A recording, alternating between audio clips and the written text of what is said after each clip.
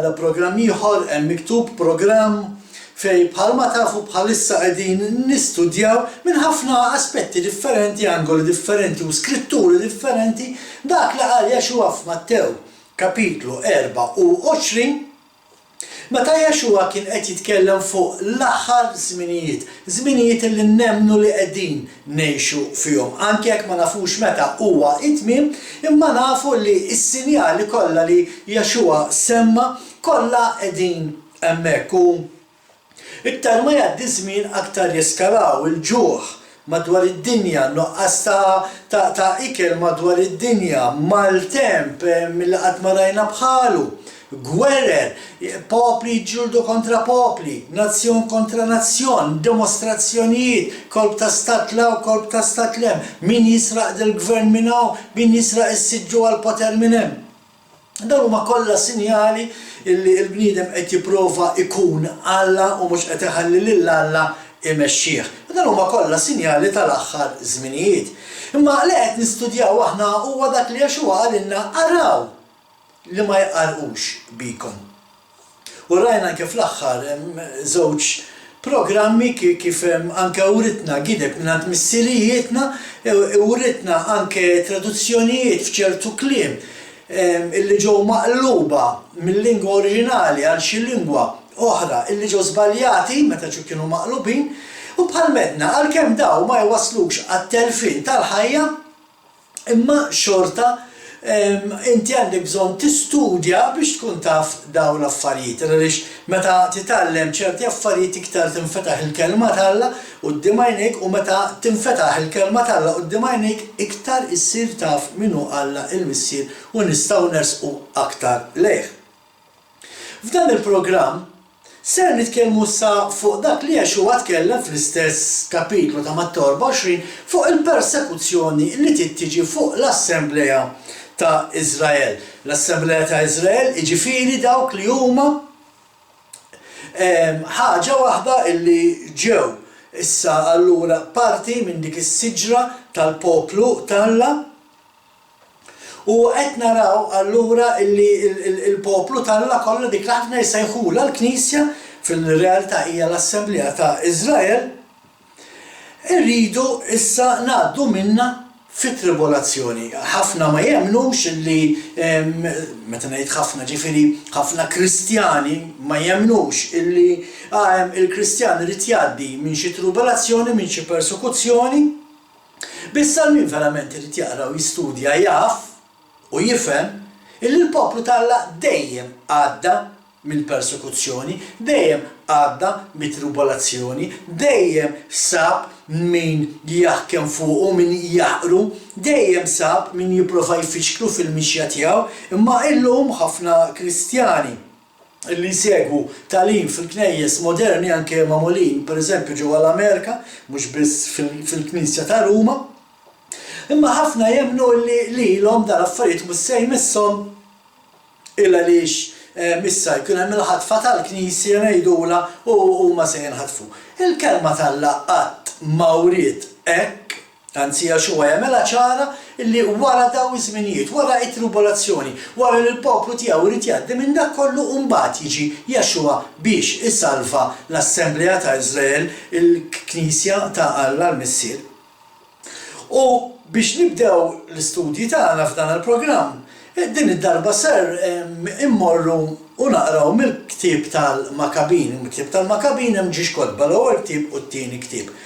Ħafna ma qrawhomx daw il-kotba għaliex ħafna ma jikkonsidrawx daw il-kotba bħala kanoniċi. Kotba tal-Makabin għal ħafna jaqgħu taħt dik li hija apokrifa. Jiġifieri kotba li mhumiex imnebħa minn l-Ispiritu Santu. Anki jekk dan huwa veru, ma jfissirx daw il-kotba mhux tajbin biex nistudjawhom u naqrawhom għax ġo fihom insibu l-istorja miktuba. U aħna nafu illi meta bniedem ikun jaf l-istorja tiegħu, l-istorja pereżempju ta' pajjiżu, ma jerġax jirrepeti l-iżbalji li jkun għamel qabel għalqas nippruvaw biex ma jerġax jiġri li dak li ġralhom missirijietna. U għalhekk huwa importanti li naqraw daw il-kotba. Anke jekk ħafna rajja spiritwali iħeġġu il-naċ tagħhom biex ma jaqrawhomx għax mhumiex ispirati mill-Ispiritu Santu, jiena nħeġġiġkom sabiex jekk intom verament idu tkunu tafu il-poplu talla minn xi xadda u jrid jerġa' jgħaddi għax aħna maħniex differenti minn dawk ta' qabilna. Importanti li naqrawhom daw iż-żewġ kotba. Żewġ raġunijiet partikolari huma għaliex għandna naqraw dan il-kotba diġà qed sabiex inkunu nafu minn xiex qatt irridu ngħaddu bħalma d-dew ta' qabilna, imma xi ħaġa li lili dejjem għalqlit l-kurzità meta kont qed naqrawhom hija xi ħaġa li jiena kienu qalu li meta kont qed nistudja f'Bible College ta' Knisja Evanġelika partikolari hawn Malta, u wieħed mir-rajja spiritwali li kien qed jagħti wieħed mill-courses f'dan il-kulleġġ pubbliku, niftakar kien qal li hu kien qed jistudja il-kotba tal-apokrifa minħabba l-istudju tiegħu biex jivvanza aktar fl-istudju tiegħu kien qed jaqra daw il-kotba. Issa ħanamela ċara daw il-kotba m'intomx se ssibuhom fil-Bibja hekk imsejħa Protestanta, dik il-Bibja li l-Knisja Evanġelika normalment tuża. Imma insibuhom fil-kotba tal-Knisja Rumana Kattolika. Għaldaqstant anki jiena meta ħanaqra issa ħanaqra minn dik il-Bibja li aħna nsibuha ta' slalib, dik li għandha ħafna slalib kuluri differenti fuq il-paġna ta' quddiem. U niftakar dan il-pastor għall-isma jiena qed nistudja il-kotba tal-apokrifa għax irid nimxi s-sektar il-quddiem fl-istudji tiegħi. U waħda mir-raġunijiet li l-Knisja tuża meta titkellem anke pereżempju fuq il-Bibja tgħid li għal 400 sena sħaħ Alla ma kellimx il-poplu tiegħu. U forsi huwa veru li minn Malakija sakemm reġa' twilet u mbagħad sakemm twilet Jexua, minn Malakija sakemm twilet Jexua, ma hemmx aktar profeti li Alla uża biex ikellem il-poplu tiegħu. Imma ma jfissirx li Alla ma kienx qiegħed ikellem il-poplu tiegħu permezz ta' dak li kien qiegħed jiġri. Iktar u iktar jiena ma nemminx illi Alla mhux qed ikellem il-poplu tiegħu illum meta naqraw dan il-kotba. U għalhekk ħafna jiġu kontra ċertu talim fejn tidħol il-liġi u l-istruzzjonijiet tal-Alla u t-Tora għaliex għax qatt ma qraw daw il-kotba. Tajjeb, u allura jiena dejjem ngħid possibbli, pereżempju dan il-pastor li kien qal li jistudja l-apokrifa kien qed jistudja dal-kotba biex jimxi l-qudiem fl-istudju tiegħu, Alla ma kellmux permezz ta' dak li kien qed jistudja u jaqra. Għax allura x'kien qed jistudja u jaqra da x'fehem minn dak li kien qed jistudja u jaqra. Fil-fatt, fil-programm tal-lum ser naqralkom żewġ rakkonti minn tieni ktieb tal-Makabin, rakkonti li huma daqsxejn ħorox, fihom daqsxejn ta' affarijiet li mhumiex sbieħ meta niġu biex nitkellmu fuq kif il-poplu tal-Alla kien jiġi torturat. Imma ma ninsawx bib tiegħi, dak li kien irid jerġa' jsir. Bħalma dak il-poplu kien ġie torturat, persegwitat, għadda mit-tribolazzjoni, l-istess il-poplu tal-Alla llum irid jgħaddi mit-tribolazzjoni, mill-persekuzzjoni. L-istess bħal pereżempju għadda l-poplu Iżraeli fit-tieni gwerra dinjija. Fit-tieni gwerra dinjija l-poplu tal-Alla għadda minn dak li għadda l-poplu ta' Iżrael. Għadda minn dak li għadda. Ħafna jaħsbu li llum aħna differenti għax it-talim issa m'għadux ġej mill-kelma tal-Alla imma ġej mill-Amerika, allura naħsbu li issa aħna xi ħaġa differenti. Ma aħna differenti xejn bħalma dawk in-nies għaddew minn dan it-talim hekk minn din il-persekuzzjoni minn dawn it-tribolazzjonijiet hekk ukoll irridu ngħaddu aħna. Ejja ħalli naqraw minn xiex għadda l-poplu tal-Alla fi żmien il-Makabin. Fi żmien il-Makabin qed naraw fejn il-poplu tal-Alla kien maħkum minn poplu differenti, tajjeb qed naraw il-poplu tal-Alla maħkum mill-Griegi. U hawnhekk huwa fejn ser naqraw minn xiex kien għaddej il-poplu dak iż-żmien. Tajjeb? Ejja ħalli naqrawhom flimkien daw iż-żewġ rakkonti. U se mmorru l-ewwel fit-tieni ktieb tal-Makabin, it-tieni ktieb għax hemm ġiex kotba, u ħanibdew minn kapitlu 6, vers 18 sa xi 31. ħanaqrom jien biex ma tiddejqux għal min iddejaq jaqra ħanaqraħħomkom jien. Imma nħeġġitkom il-bib tiegħi. Jekk għandkom il-Bibja immarkawhom u erġgħu aqrawhom, imma jekk inti tiddejaq taqra isma' dak li jiena qed ngħid. U aħseb fuq minn xi xaddew dan in-nies u x'jagħmel lilek differenti li mhux ħatgħaddi minn dak li għaddew dawn in-nies. Ejja ħanaqraw. It-tieni ktieb tal-Makabin kapitlu 6 vers 18. Elazar, wieħed mill-ewlenin fost l-iskribbi, bniedem imdaħħal fi żmien, raġel iġiblek suġġizzjoni, kienu qegħdin iġaluh jiftaħ ħalqu bil-fors biex jiekol il-laħam tal-majjal. Iżda hu għażel mewt ta' ġieħ minflok ħajja ta' qajb.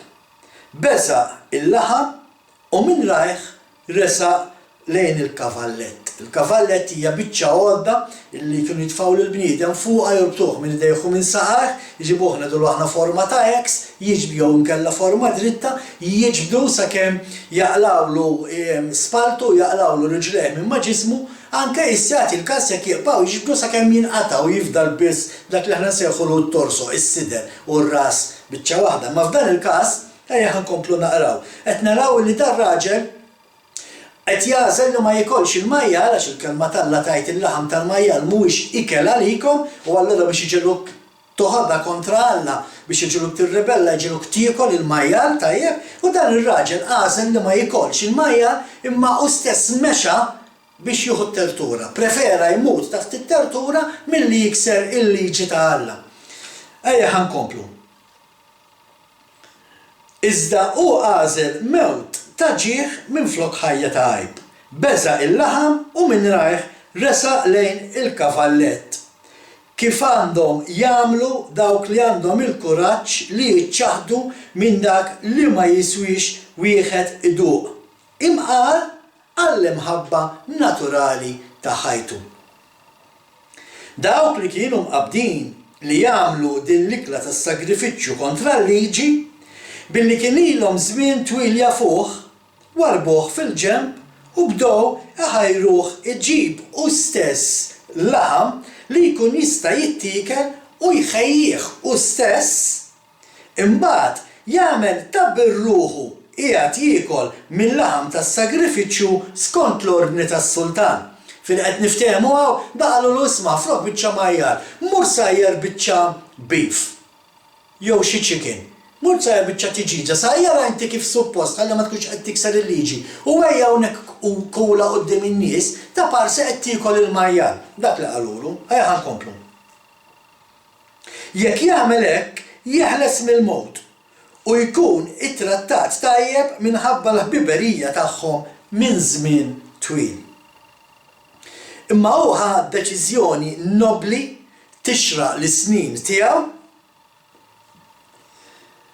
lid-dinjità kbira ta' xjuħitu u l-bjuda ta' xaru u s-safa ta' ħajtu sa' mitfulitu, imma fuq kollox deċiżjoni li kienet taqbel mal-liġi qaddisa mogħtija minn Alla stess. Bla terf ta' żmien stqar x'kien u qalilhom li jistgħu jibgħatuh lejn l-art l-imwiet. Ma jixraqx qalilhom l-snin tagħna li nimxu wiċċ bieħor. Biex imbagħad ħafna miż-żgħażagħ jaħsbu li Elazar ta' 90 sena qaleb għal mal-barrani. U huma mbagħad minħabba wiċċ bieħor tiegħu u l-gidba għal daqsxejn ta' ftit ħajja oħra jintilfu u jiena niġbed fuq xjuħiti lajb u s-saħta. Mela qed jgħidulhom mhux sew jien nagħmel hekk ta' parsi qed nikol il-majjar għax jekk huma jimxu fuq l-eżempju tiegħi, jien ħankun misħud ħanġib lajb fuqi għax inkun qed inġelhom jagħmlu dak li Alla qalilna tagħmlux. Dejja ħankomplu vers 26. Imqar jekk issa neħles mill-kastig tal-bnedmin, ma nistax naħrabhom minn dak li jista' kollox, sew jekk neqpa' ħaj, sew jekk immut. Mallura qed jgħid isma' jista' jkun jekk nikol biċċa laħam flok majjar ma toqtlunix, imma xorta jekk intom se tikkastigawni għax jien ħaniekol, xorta ħajjikkastigani Alla anke jekk inkun qed inqarra u ma nikolx il-majjar. Vers 26. Imqarja kalista neħles mill-kastik tal-bnedmin ma nistax naħrabhom minn dak li jista' kollox. Sew jekk neqpa' ħaj, sew jekk immut. Vers 27. Jekk issa ta' raġel li jien nagħti ħajti, inkun qiegħed nuri li jien den ta' xjuħiti. U nħalli liż-żgħażagħ eżempju sabiħ ta' kif għandhom minn rajhom imutu għall-bina għall-ġieħ tal-liġijiet qaddisa. Malli temm kliemu mar jiġri minnu fih lejn il-kavallet u dawk li ftit qabel kienu tħassruh issa ħraxu miegħu. Għax dak id-diskors tiegħu darilhom kien ġenn. Meta mbagħad wasal biex imut taħt iswad, tniegħat u qal: Il-mulej li għandu werf qaddis jaf li jiena stajt neħles mill-mowt u li qiegħed inġarrab taħt iswad u ġieħ tal-biża' f'ġismi. Imma fruħi qiegħed insofrih bil-qalb minħabba l-biża' tiegħu. Jekk b'dan il-mod għadda minn din il-ħajja u ħalla mowtu, mhux biss liż-żgħażagħ imma wkoll lill-kotra l-kbira ta' ġensu, eżempju ta' qlubija u tifkira ta' qawwa. X'qed jgħidilna l-aħħar versaw? Qed jgħidilna b'dak li jagħmel Elazar ħalla eżempju kbir mhux għal dak iż-żgħażagħ li kellu qudiemu imma għal ġens sħiħ kull min jaqra dan il-ktieb. Allura ma taħsbux intom li b'dan ir-rakkont Alla qiegħed ikellem il-poplu tiegħu. Ma taħsbux dak li ġara dakinhar għalkemm mhux permezz tal-profeti imma Alla kien qed ikellmu lill-poplu tiegħu. Ma nistax nifhem jien kif tkun qed tistudja dawn il-kotba biex tavvanza fil-knowledge tiegħek, fl-istudju tiegħek u ma tirrealizzax dak li Alla qiegħed jgħidlek f'dawn il-passaġġi. Mhux tal-li ma jirrealizzawx tal-li l-istess tagħlim illi mbagħad in-nies jgħalmu huwa isma' din liġi aħna m'għandniex taħta ta' x'jagħmlek differenti bħala parti minn Iżrael jekk inti ġejt imlaqqam ma' Iżrael. X'jagħmlek differenti minn Iżrael ta' dak iż-żmien? Ejja ħanaddu għat-tieni rakkont bibtiegħi għax għedtilkom għandna ġiex rakkonti forsi f'dan il-programm għandna ċans biss naqrawlkom dawn iż-żewġ passaġġi. Imma fuq dawn iż-żewġ passaġġi mbagħad irridu nibnu it-tagħlim tal-programmi li ġejjin.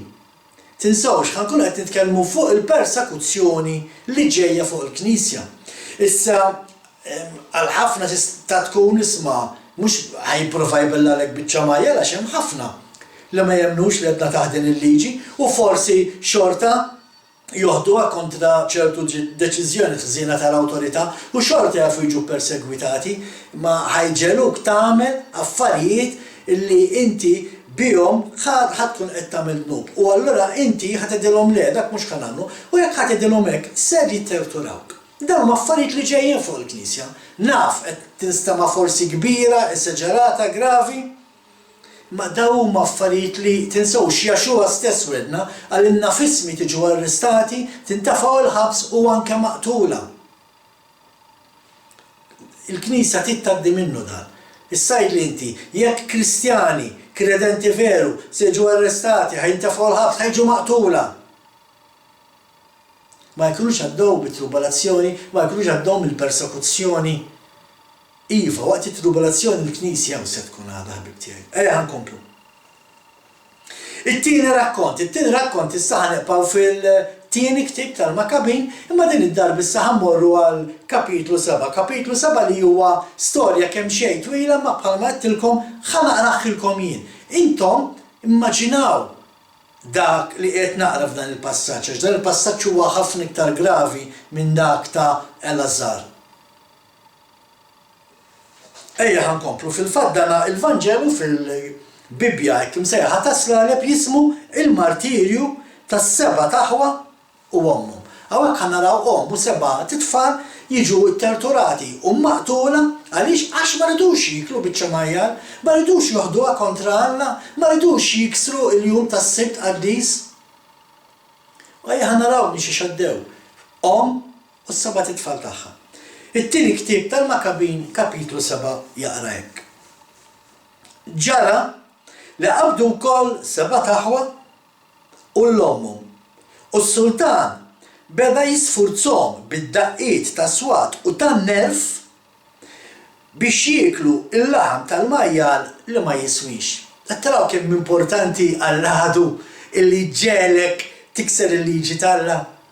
U ħafna l-lum jgħidu m'għadniex taħdik il-liġi, għodu attenti ħbib tiegħi.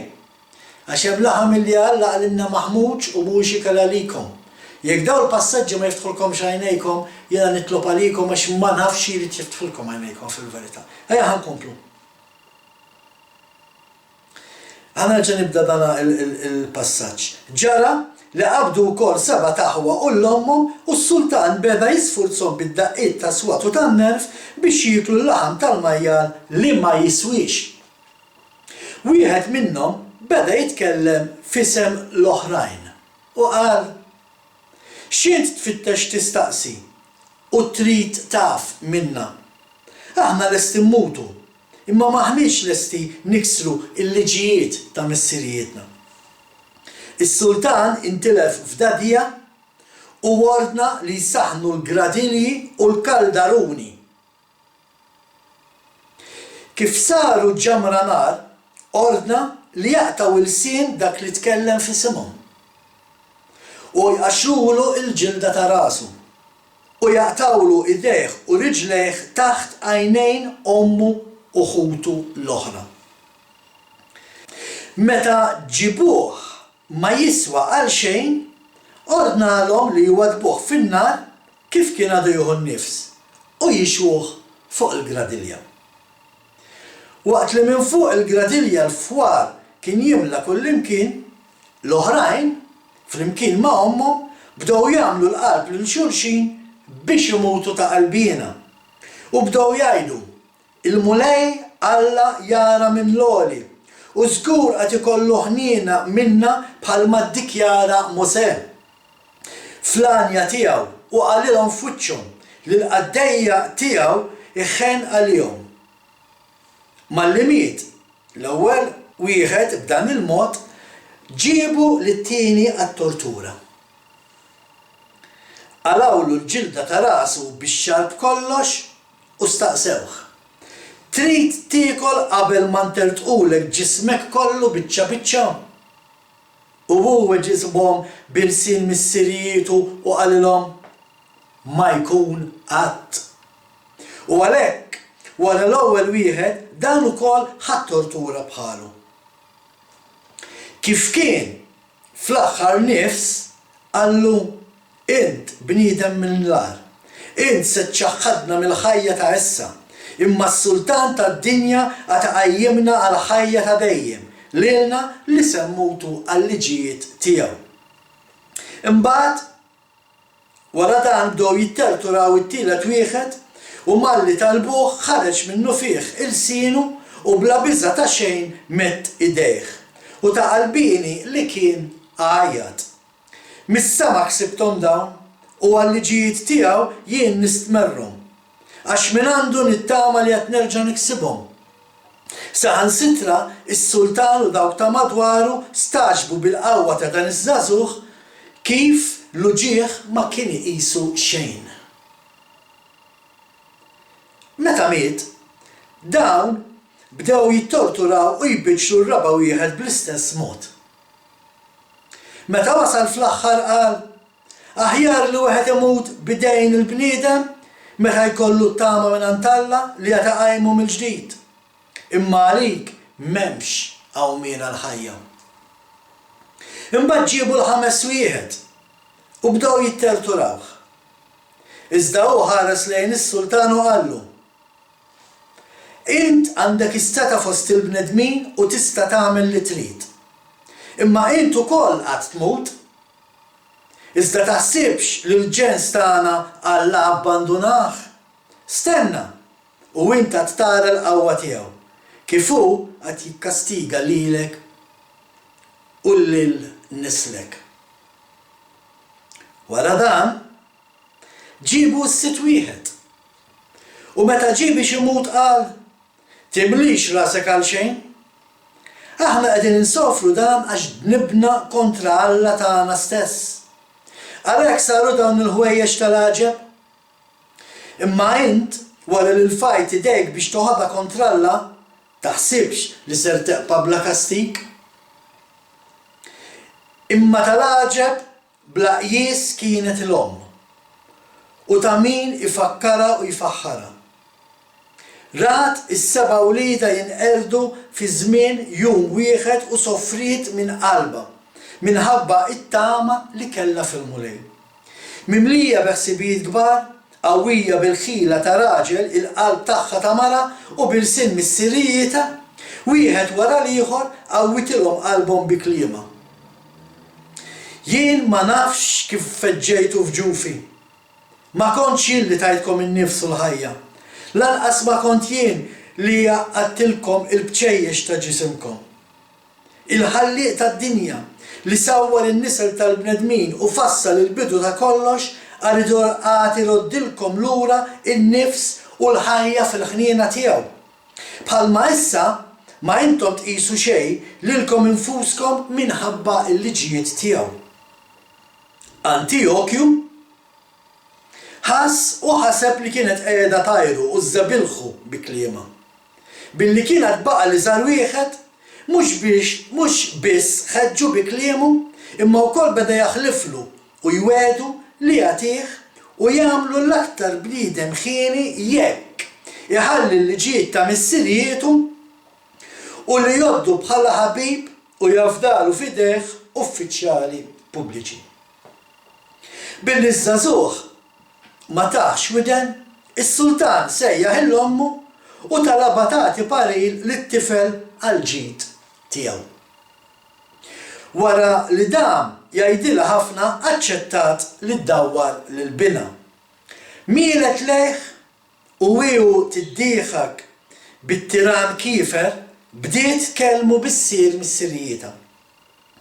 Ibni, ħenna lija li għal 9 xhur sħaħ ġarrejtek f'ġufi u għal 3 snin reddajtek, rabbejtek u wassaltek sa din l-età u tmajtek. Nitolbok ibni ħares lejn is-sema u l-art u wara kull ma fihom. Kun naf li mix-xejn għamilhom Alla. Hekk ukoll sar ġens il-bniedem. Tibżax minn dan il-biċċier imma kun taġieħ għal ħutek u ilqa' il-mewt sabiex jien niksbek mill-ġdid fi żmien il-ħniena flimkien ma' ħutek. U titkellem, iż-żagħżugħ qal x'intom tistennew? Minix se nobdi id-digriet tas-sultan? Nobdi biss id-digriet tal-liġi mogħtija lill-missirijietna permezz ta' Mosè. U int li vvintajt kull xorta ta' deni kontra l-Ebrej, m'intix ser taħrab minn idejn Alla? Aħna qegħdin insofru minħabba ħtijietna. Jekk il-mulej ħaj u inkurlat għalina. Dan għal ftit ta' żmien biex jikkastigana u jwiddibna, imma mill-ġdid qatt jerġa' jitħabbeb mal-qaddejja tiegħu. Iżda int jamidaj u bniedem mill-lar fost il-bnedmin. La titkabbarx fil-vojt u tintefax b'tamiet firħa. Intu terfa' jdejk fuq uliet is-sema. Għadek ma ħlistx mill-ħaq ta' Alla li jista' kollox u kollox jara. Ħutna wara li safraw id-batija ftit ta' żmien, issa leħqu l-ħajja ta' dejjem permezz tal-wegħda t'Alla. Imma int permezz tal-ġuġizzju t'Alla għad tieħu l-ħlas ġust li jmiss lil gburitek.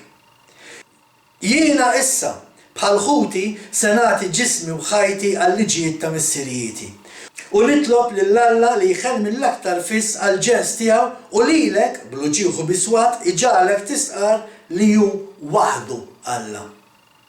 U jalla il-kolla ta' dak li jista' kollox li bir-raġun kollu waqgħet fuq il-ġens tagħna tintemm fija u f'ħuti.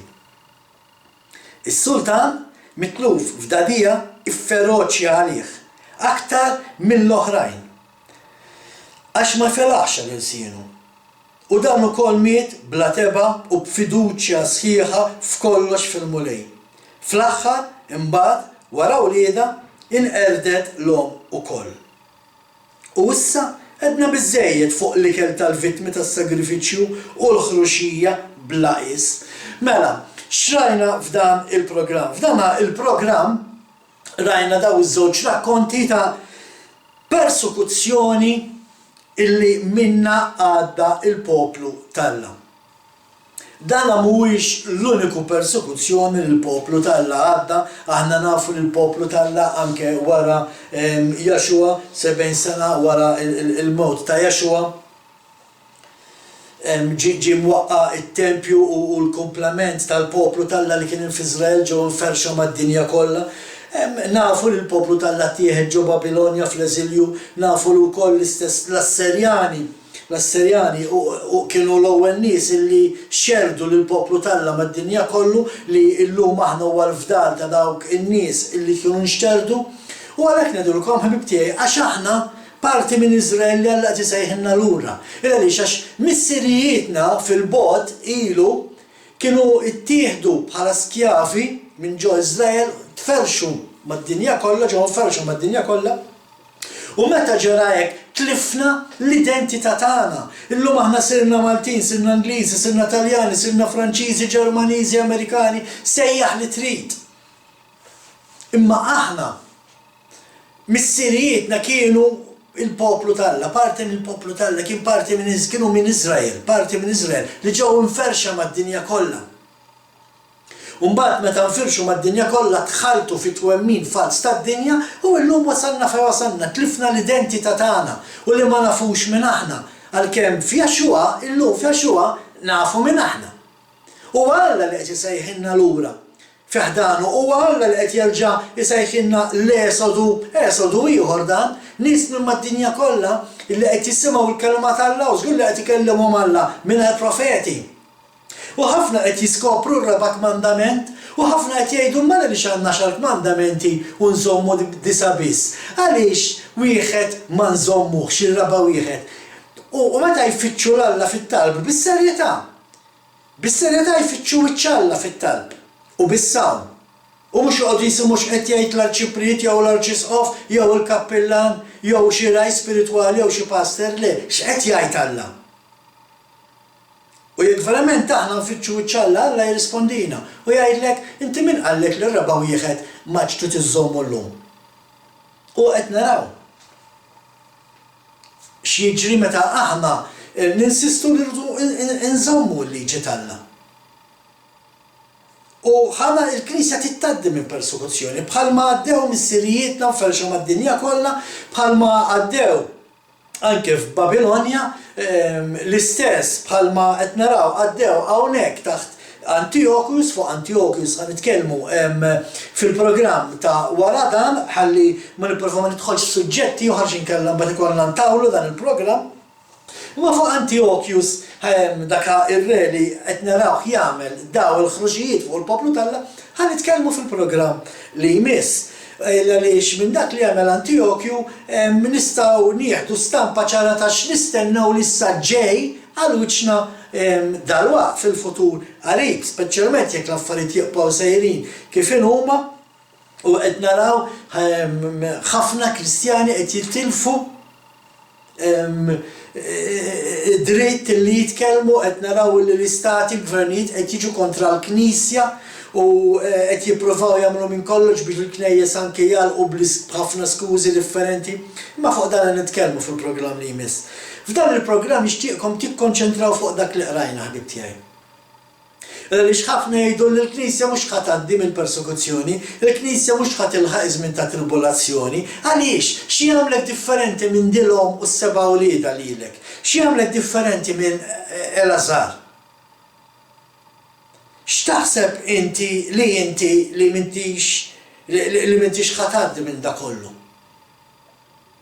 Ħafna jgħidu għax issa Jaxua għamel kollox għalina m'għandniex għalfejn ngħaddu aħna minn dan.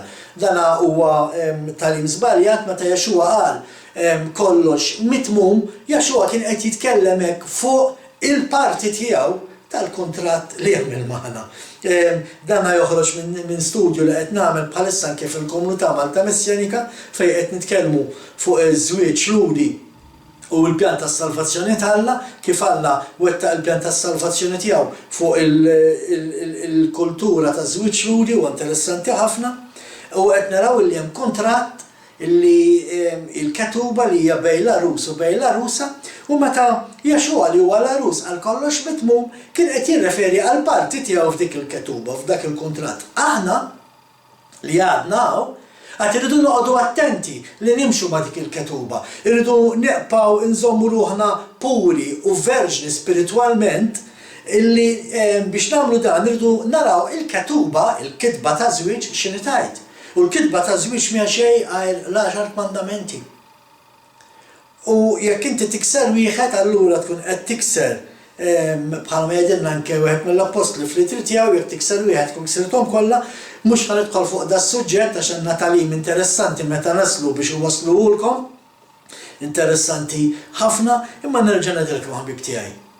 Ġej żmien ikraħ fuq il-Knisja, jista' jkun jiena u inti ma nilħqux, ma jfissirx li l-ġenerazzjoni ta' warajna mhux ser tgħaddi minnu, għax ma ninsawx illi Alla m'għandux alloġġ ħbib tiegħi. U dak li aħna naħsbu li jista' jseħħ ħada għal Alla diġà seħħ.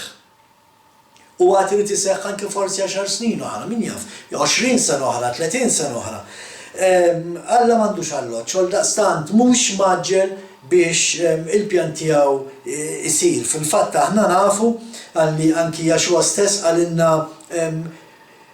jien se nħallikom imma Jaxua stess għalla biss jaf il-ġurnata meta jien se nerġa' niġi għalikom. U għaldaqstant sakemm jerġa' jiġi Jaxua għalina, irridu noqogħdu attenti li nibqgħu mixjin mal-kelma ta' Alla. Irridu noqogħdu attenti li sakemm jerġa' jiġi Jaxua għalina aħna nibqgħu dik l-arusa verġni.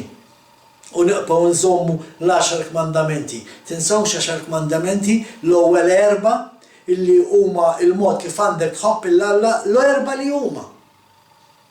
Għalhekk qegħdin l-4 mandamenti, ħobb il-Alla qalbek kollha, moħħok kollu u b'saħħtek kollha.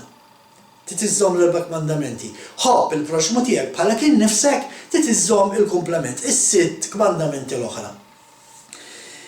Bħalma għedtilkom f'dana il-programm ħanifqu ħbib tiegħi mill-programm ta' wara dan issa ħanidħlu fl-istudju tal-persekuzzjoni li l-Knisja trid tgħaddi minnha u x'qed nistennew li jiġri fil-futur, forsi anke mhux il-bogħod, imma bħalma għedtilkom nerġa' ngħid ma nafux meta u għaldaqstant aħna hawnhekk ma nagħtux profeziji, aħna maħniex minn dak it-tip nqogħdu ngħidu għax il-mulej qalli u l-mulej u l-viżjoni u l-mulej tani dik u tani l-oħra, mhux qed ngħid li l-mulej ma jagħtix viżjonijiet u l-mulej ma jagħtix ħolm imma hija xi ħaġa tal-biża' meta ħafna bħalma ġieli smajt jien jgħidu għax il-mulej qalli u rridu noqogħdu attenti.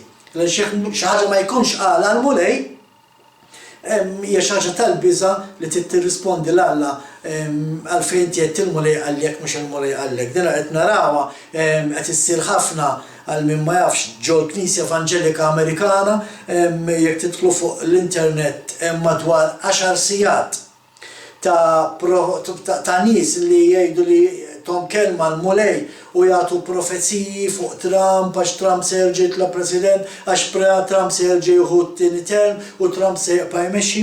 Illum daw il-profeti sissa, sal-lum sakemm qed nagħmlu dan il-programm, nafu li hemm president ieħor issa li ħal ġurament u qed imexxi ġol-Amerika, u għaldaqstant daw il-profeti dak il-ħafna kliem li qalu li Alla qalhom għadu ma seħħx. U sakemm għadu ma seħħx, allura ma nistgħux ngħidu li daw in-nies huma profeti. U għalhekk irridu noqogħdu attenti ħbieb tiegħi. Ejma noqogħdu attenti kif nitkellmu meta nitkellmu fuq il-kelma tal-Alla. Tajjeb? Allum ħanifqu ħbib tiegħi jiena bħalma dejjem ngħidilkom anzi nħeġġiġkom biex ma titilfux il-programm ta' wara dan għax ser nibdew nitkellmu fuq il-persekuzzjoni li qed nistennew ġejja. Bħalma dejjem ngħidilkom qatt toqgħodu fuq dak li jgħid il-bniedem, imma oqgħodu biss fuq dak li hemm miktub. F'isem sħabi tal-Komunità Malta Missjanika insellmilkom.